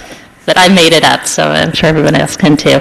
And the bike committee is also finishing up the first bike map, or the first recent bike map of Princeton. And that is being funded by the money that was set up from the Memorandum of Understanding with the university over the Dinky move. And so there's money in there that set up a transit trust fund, and this is one of the first projects that's coming out of that. So look for that in the next couple months. I'm really excited about how it's turning out. I think it's going to be a really nice resource for people who want to be able to ride. Everybody should have gotten a robocall about the extra brush pickup that Public Works is doing this week, and I just want to thank Public Works for doing that and for being flexible and for trying to accommodate that when we're able to. I think it's an important service, and I've seen the trucks going around town. I think a lot of people are taking advantage of it. But just to make clear that if they've been down your street, they're not coming back. So don't put your brush back out if they've come by. You're going to have to wait till the beginning of spring. Passport Day is October 23rd. Is that right? Yeah, October 23rd. So the county is going to come here and issue passports. 3 to 7. in this building. So if you need to get your passport renewed, that's a good opportunity to do that here. Just two quick more reports. You might have noticed outside the Arts Council there are these really cool sculptures that you can sit inside that were done by local artist Pete Abrams, and they're going to be popping up all over town. So keep your eye out for those, and we're really excited that that Pete has teamed up with the Arts Council to help beautify the town. And finally, I just wanted to welcome two great new restaurants that opened since our last meeting. One is Mamoon's, who I know is a fan down there. I think there's a lot of fans actually, but they've been really successful so far, and also Jam and Crepes, which is making a lot of people who work over in Monument Hall very, very happy. So we want to welcome them to town and wish them much success. And that's the end of my reports. All right, and now we will move on to our work session this evening on the 2013 audit. And I'd like to invite up our auditor, Robert Morrison. Good evening, everyone. I'm very pleased to present the results of the first audit of the Consolidated Princeton. Having been working on this engagement for many months, I can tell you that as well planned as the process was, Murphy's Law came into effect on a couple of occasions. However, the overall results from our perspective as auditors was a more clean and seamless consolidation than we actually expected. We figured we were going to be having to roll up our sleeves and do a lot more reconciling than we actually had to do. The volume of the databases and the number of bank accounts that had to be merged, consolidated, and made to function as one was an incredible burden. And the finance function rightfully prioritized and attacked the most important things that had to be done first. So while we have some recommendations, they were not the key issues involved in the consolidation. I wouldn't go so far as to call them, housekeeping items, but the key issues, which were assessment and billing of taxes, billing of sewer user charges, developing a budgetary system for accountability, developing a revenue system so that you could figure out how much money was coming in, getting all of the combined employees into a payroll system with appropriate salary values, getting everybody enrolled into a health benefits plan. Those were key issues that could have brought the government to a standstill had they not been accomplished in a timely fashion, and they all were. So when we talk about the recommendations tonight, we're not talking about key functions in the operation of government. We're talking about compliance issues that the Department of Community Affairs places on governments and that type of thing. Our opinion on the financial statements themselves appears on pages 11 through 13. The primary purpose of the audit is the auditor's expression of his opinion on the fairness of the financial statements. Princeton operates under a set of accounting rules that are promulgated by statute of the state of New Jersey. You do not follow the national accounting standards. So we evaluate your financial statements in accordance with the laws. Our opinion was that your financial statements were fairly stated in all material respects, and that you followed the requirements of the state of New Jersey in the preparation of those financial statements. So it's an unmodified opinion on the statutory basis of accounting. In addition to the primary function of opining on the fairness of the financial statements, we also have to follow additional accounting standards promulgated by the Comptroller General of the United States and the U.S. and New Jersey Offices of Management and Budget. They require us to expand the scope of the audit to evaluate and test internal controls as part of our planning process, and also to test your compliance with various laws and regulations that you have to operate under. In addition, because Princeton was the recipient of more than $500,000 of state aid and federal grant money in the last accounting cycle, the federal money also includes the Storm Sandy money. We had previously audited that money in 2012. The OMB came out with a ruling in August of 2013 that we should do it again. And they did it for, nationally, but essentially it affected the, New Jersey, New York area. So we essentially had to go back in and re-audit the Storm Sandy expenses as part of the 2013 audit. Based on the additional work we did, we issued 2 additional audit letters, one on pages 81 and 82. This one deals with internal controls and compliance with laws and regulations on an entity-wide level. We don't opine on internal control, but what we do is we evaluate the controls as part of the planning process, and if we see something that suggests to us the possibility that an error could occur, not be corrected in the course of normal operations so that financial statements are fair, we would report it to you. We have no such items to report. In addition to that, we evaluate the laws and regulations that you operate under, things like the local public contracts law, IRS regulations for reporting of salaries, wages, timely payment of taxes withheld, etc. And we identify key compliance issues and we test them to see if in fact the municipality has complied. And again, this report indicates we found no significant non-compliances, and that's the reporting standard. We also identify your major state and federal grant programs. Major programs are defined as programs that are either large dollar volume programs, new programs to the municipality so that the grant people are not familiar with the compliance requirements, or continuing programs where the compliance requirements are complex. So we look at the grants that Princeton received. We evaluate the compliance requirements. We look at how many years you've been receiving the money, and we select major programs. We go in and we test to see that you have controls to make sure you comply, and then we physically actually test the compliance with those requirements. We actually issue our opinion on compliance, and our opinion was that you're in full compliance with your state and federal programs.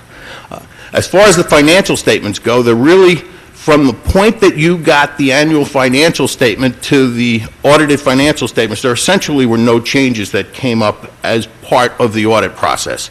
So while the actual first closeout, being the first closeout, took a little more time than was expected, once the close was done properly, and basically the audit confirmed that. So there are I'm not here to tell you that there were massive changes to the fund balances and operating results that you received as part of the AFS process. Those numbers stayed the same. With respect to recommendations, again, there's a list on page 172 of some items that we encountered that we believe require the attention of some of the officials of Princeton. They deal with things like pay-to-play laws. Pay-to-play laws are a nefarious little set of statutes because they initially were adopted and at levels that matched up with the bid threshold in the local public contracts law, except the contracts law has an escalator. The pay-to-play laws don't. So over the years, you can go as high as over $36,000 before you have to bid. But if you do business with anybody for $17,500 and you haven't gone through a bid process, there's a pay-to-play filing requirement. That sometimes escapes the attention of the officials who are responsible for procurement. While it doesn't affect the bidding process, and it doesn't require bids, it's a compliance requirement that we found some non-compliance with, not large scale. And the biggest problem is that there's a misconception that pay-to-play only is applicable to professionals. It's actually applicable to any vendor you do business with.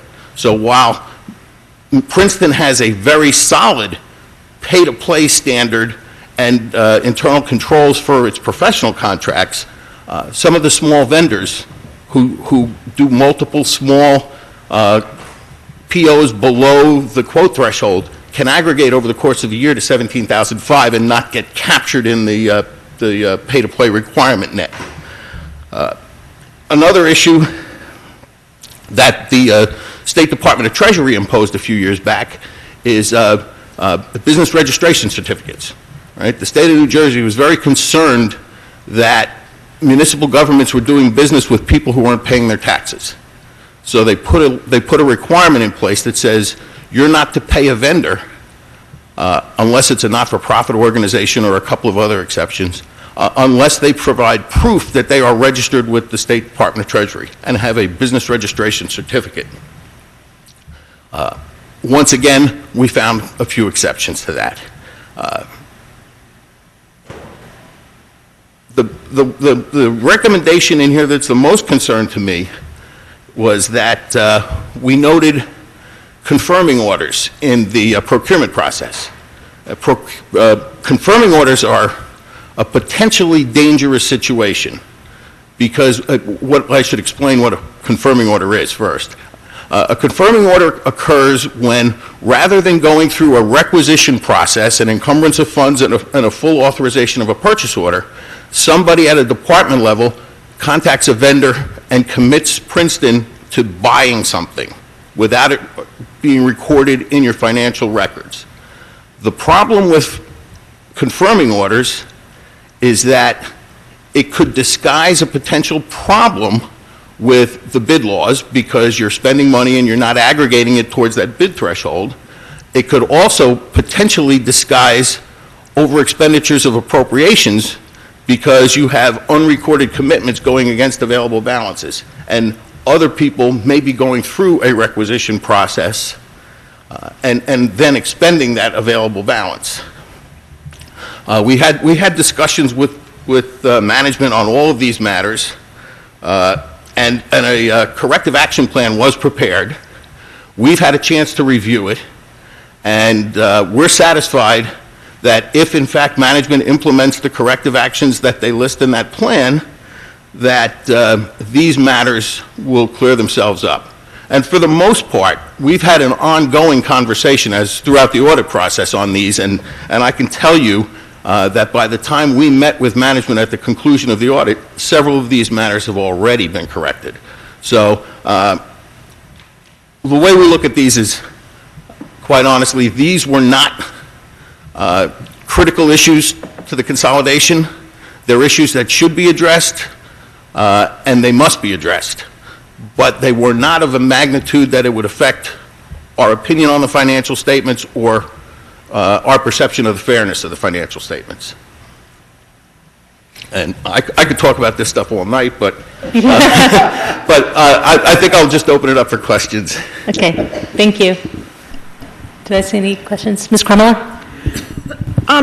When you were talking about the internal controls, when I was reading this, it seemed like there were a lot of, you were saying the internal controls, that we're not responsible, we're not really looking at internal controls except for the purposes of blah, blah, blah. So do we have anybody looking at internal controls? Well, let me explain the professional doublespeak, because that's precisely what it is.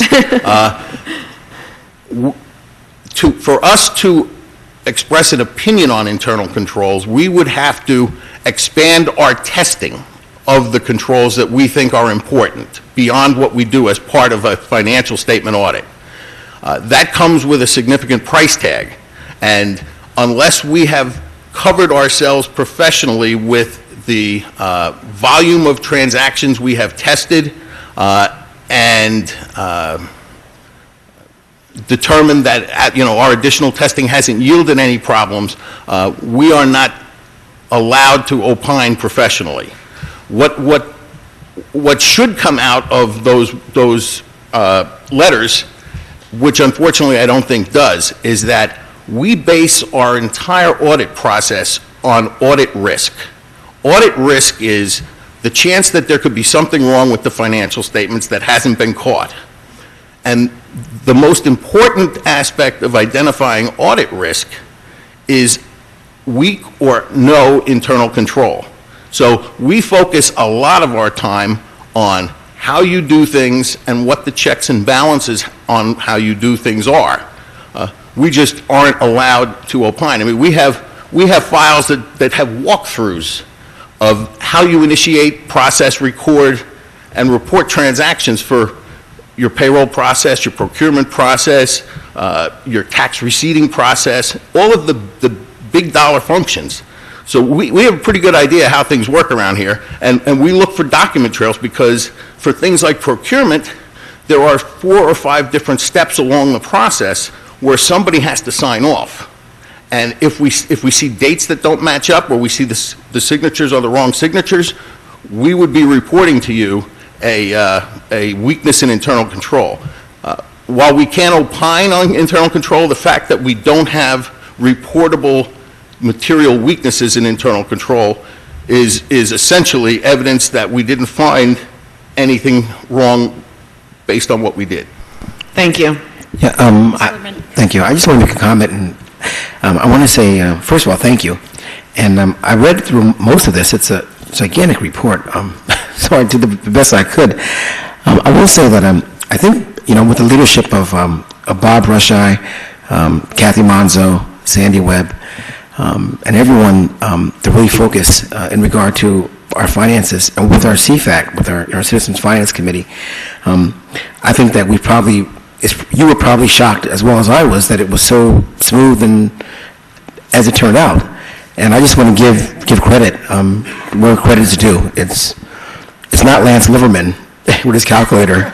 It's a lot of others that are really doing a great job here, and I just want to say thank you. Yeah. Well, the process was a first, and there has not been a consolidation of 2 municipal governments of the size of the Princetons in the state's history during our lifetimes.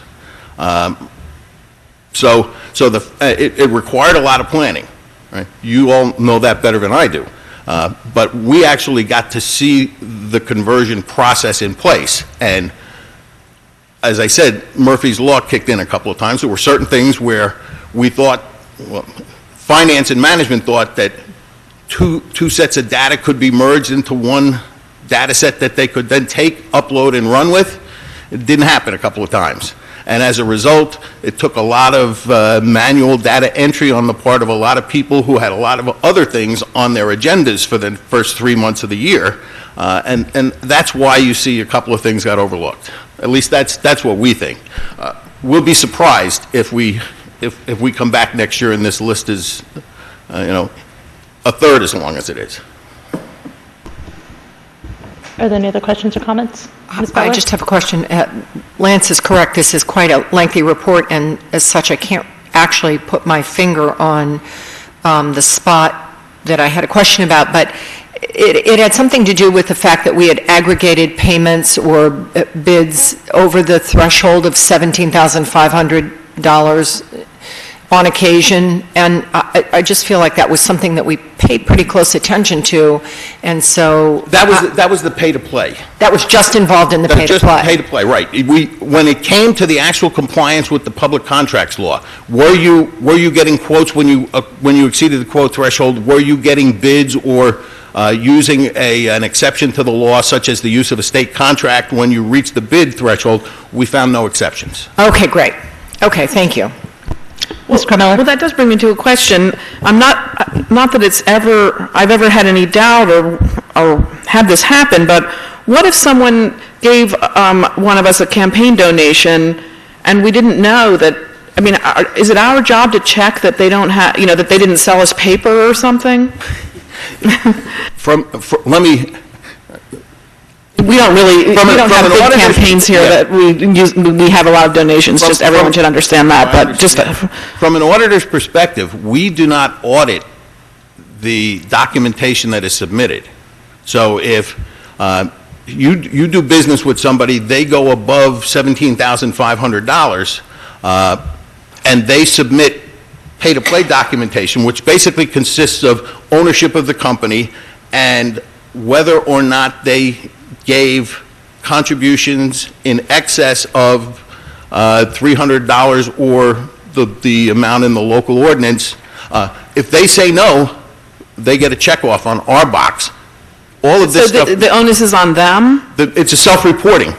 What the town is responsible for, each municipality in the state of New Jersey is required to obtain this documentation from vendors when they exceed 17.5. There's no onus on Princeton to verify the information, nor is there an onus on the auditor except to make sure that it was filed. There is an onus on us to not, I mean, I just was wondering. Well, I hardly consider myself an expert on the pay-to-play laws, but I know that there are, when a vendor makes a contribution that would trigger a violation, there are some limited means to correct it.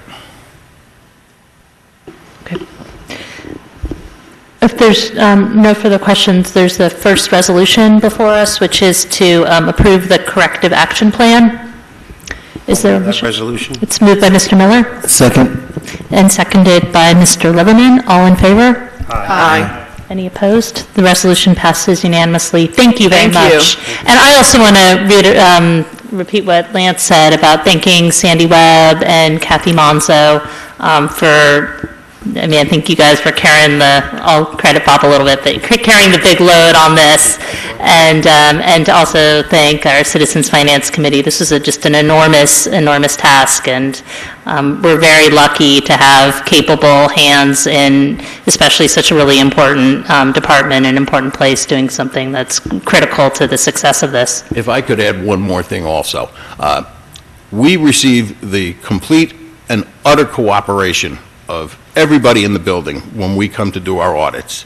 People are not, the people here are always friendly. I can tell you some places when the auditors show up, we don't get a hi, hello. So we appreciate the civility, the level of professionalism, and the complete cooperation that we receive. It makes our job easier. Thank you very much. Thank you. Thank you. And we have one more resolution regarding the audit, resolution to accept the 2013 municipal audit. So moved. Second. It's moved by Ms. Carmiller and seconded by Mr. Miller. All in favor? Aye. Any opposed? That resolution passes unanimously too. Thank you very much. And now before we move on, I know there was a contingent that I think was here from the PEC who, I'm not sure if they left the meeting or just went next door, but before, you don't have to get that, I just want to get a show of hands of who's waiting for what, so we can maybe move the agenda around a little bit. Who's here for the leaf and brush collection discussion? All right, and then the group who I see is coming now. And how about for the white buffalo or the bow hunters? Yep, okay, and then Parks and Rec? Okay. And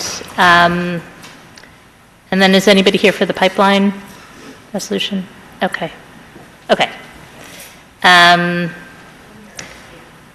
right. Let's see. Why don't we do, I think there's the group that's here for the leaf and brush. Are you guys here for the pipeline too? Are you going to stay for a while, or are you just here for the leaf and brush? Leaf and brush, okay. Why don't we do that, and then we'll go back to the ordinance public hearings, and then we'll pick up on the other resolutions. So I'm going to start by asking Mr. Huff if we had gone through this at a work session. I don't know if there's any further questions from council about the leaf and brush schedule for 2015. The main change was there's an extra brush collection that was added in October. Okay. And so I don't know if you have anything extra to say, if there's any questions about that. Staff will shoot me if I do, so very quickly. You mentioned before about no brush pickups until spring.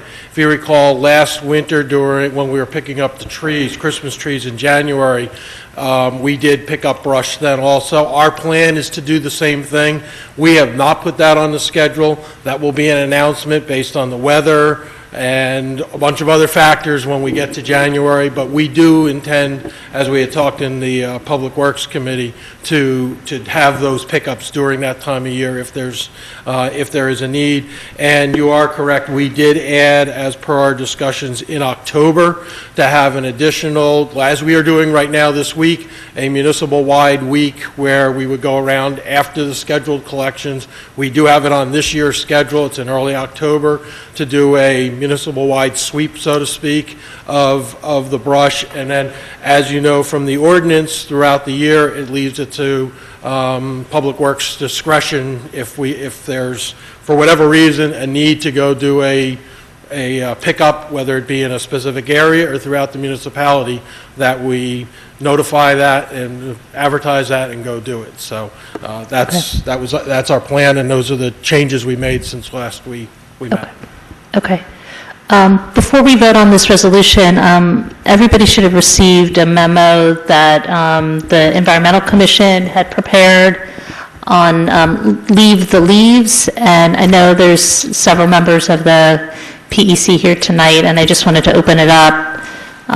If anybody had I don't know who's doing the quick presentation on that. 2 minutes. We have hard copies for everyone if you'd like.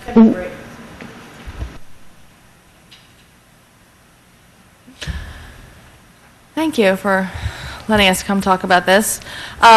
So we're here tonight representing the PEC to discuss our recent leaf and brush memo that was sent to you all last week. And tonight we wanted to highlight some of the salient points of the memo which state that curbside leaf collection is not sustainable and expensive. While we recognize that Princeton has a lot of large old trees on varying size properties, removing leaves from a property causes a cascade of problems, such as unsafe piles of leaves that can obstruct the view of children to passing motorists, increased local flooding and pollution of waterways, increased energy consumption from leaf removal, and diversion of staff time from other municipal services. Additionally, hauling away the leaves also hauls away rich nutrients, which then residents actually pay landscapers to put back into their soil and gardens to promote better growth.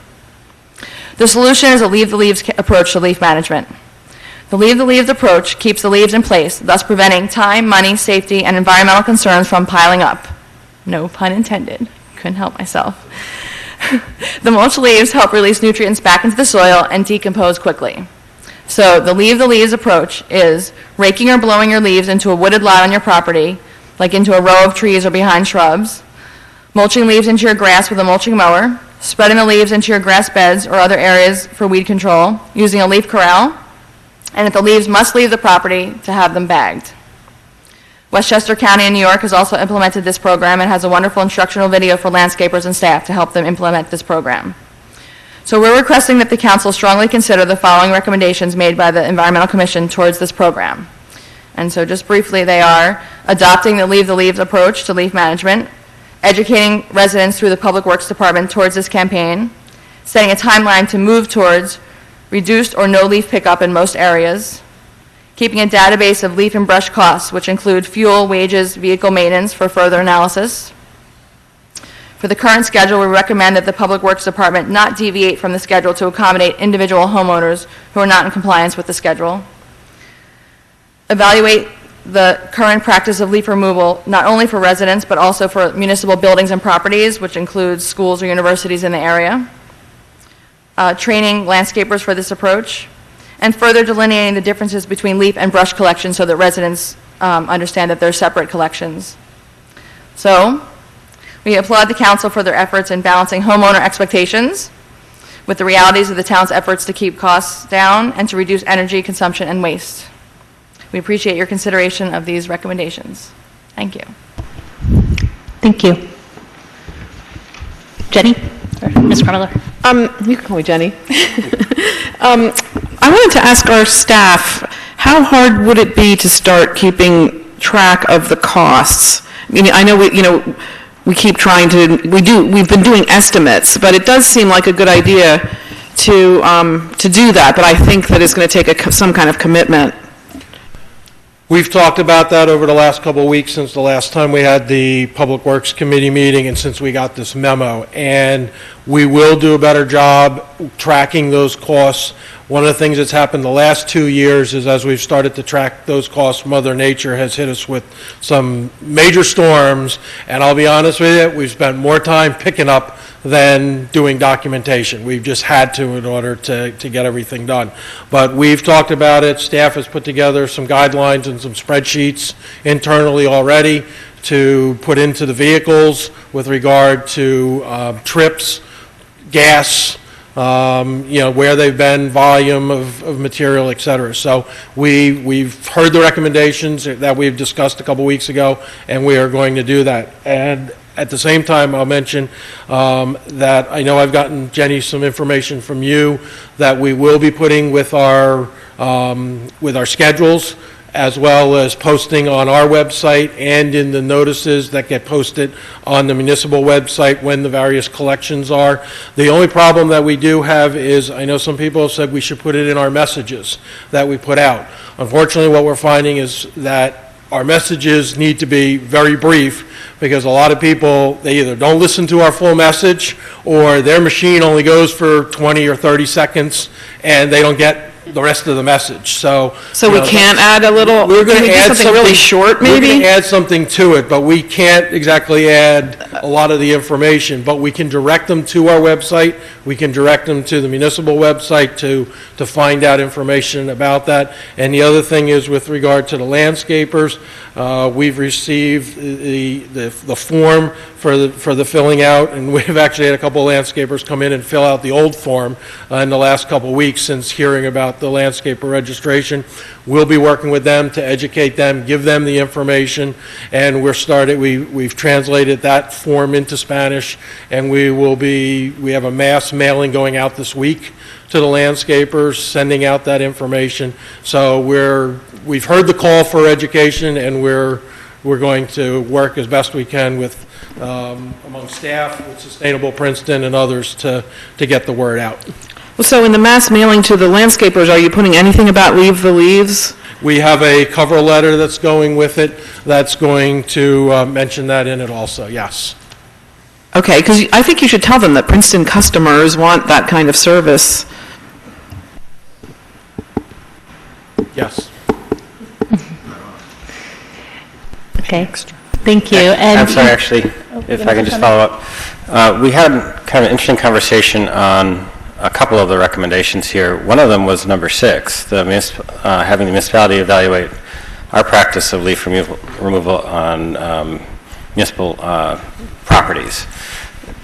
Do you want to try to paraphrase what Mr. O'Neill told the Public Works Committee? Because it was not as straightforward as you might expect from just reading this memo. The majority of the leaves that fall on our municipal properties, we do pick up and take down to the compost center. We also do have mulching lawnmowers.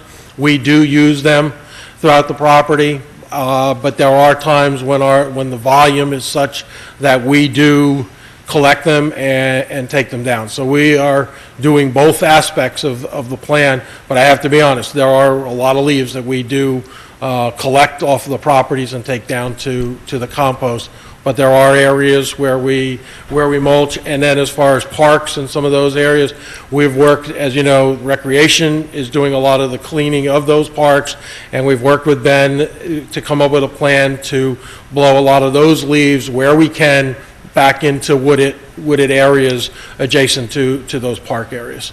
So we're working with his staff and ours to take that into consideration. Right, and just to supplement what Mr. O'Neill told us, he's the municipal arborist, is as counterintuitive as it may seem, if the leaves are actually piled too deeply around a tree, it can kill the tree because it can change the drainage in a way that is unhealthy for the tree. So we do run into that problem on some of the municipal properties where we simply don't have the space to do that. And it's also going to be a similar kind of an issue, I think, for smaller lots in Princeton. So we're going to have to sort out, I'd say fine-tune this a little bit in terms of number 6 here for the municipal building. And also, number 3, I'm as I think Mr. Harris knows, a little bit sensitive to the idea of setting a timeline. At this point, it seems too close to consolidation given, and I'll express my opinion on this, is simply given the promise we made to retain the level of service or improve it to residents, and during the debate leading up to the referendum on consolidation, leaf and brush pickup was one of the services that was mentioned with some concern as to whether that promise would be kept. And that was, I would say, a priority for people who had approximately every 2-week service in the borough, especially people who had smaller lots. And so I think we've got a balancing to do here. And I'm certainly supportive of the educational aspect of this. I think it's a little too soon to contemplate moving to a timeline. I don't think we even know what that would look like yet in terms of what parts of the town would need what service over the longer term. Bob, I had another